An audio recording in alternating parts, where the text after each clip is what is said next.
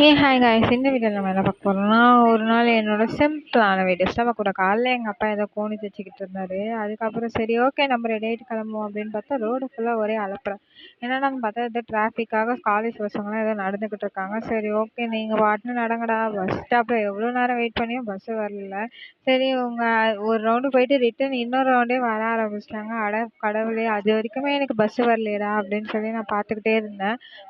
இருந்தோடனே கடைசியில் எனக்கு ஒரு வழியாக பஸ் வந்துச்சு. பஸ் வர்றதெல்லாம் பெருசு இல்லை, பஸ் நமக்கு சீட்டு கிடைக்கணும் அதான்டா பெரிய விஷயம் அப்படின்ற மாதிரி இருந்துச்சு. அதுவும் இல்லாமல் பஸ் ஸ்டாப் வேறு ஒரு பக்கம் கூட்டமாக இருந்தது. பஸ் ஸ்டாப் கூட்டமாக இருந்தால் கூட பரவாயில்ல, பஸ்ஸு கூட்டம் இல்லாமல் இருக்கணும்.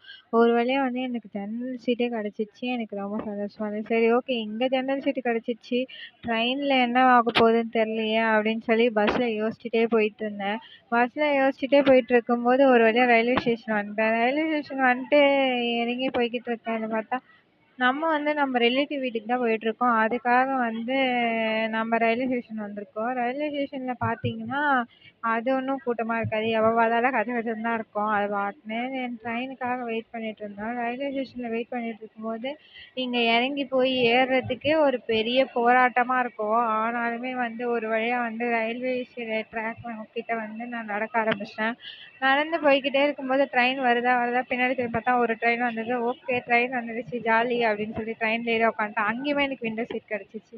ஒரே ஜாலியாக இருந்தது. விண்டோ சீட்டில் ஜாலியாக வேடிக்கை பார்த்துட்டு போயிட்டு இருந்தேன். ஜாலியாக வேடிக்கை பார்த்துட்டு போயிட்டு இருந்தோடனே திருப்பி வீட்டுக்கு போவோம் அப்படின்னு சொல்லிட்டு ட்ரெயினில் எதுக்காக போனோமோ அந்த வேலையை முடிச்சுட்டு வீட்டுக்கு வந்தேன். வீட்டுக்கு வந்தோடனே என் ஃப்ரெண்டு வந்திருந்தா. அவகிட்ட போய் ஒரு புட்டு கடைக்கு போய் புட்டு வாங்கலாம் அப்படின்னு சொல்லி புட்டு ரொம்ப டேஸ்ட்டாக இருந்தது உண்மையாக சொல்லும்போது. ஆனால் எனக்கு இல்லை, என் ஃப்ரெண்டுக்கு வாங்கிக்கிட்டா.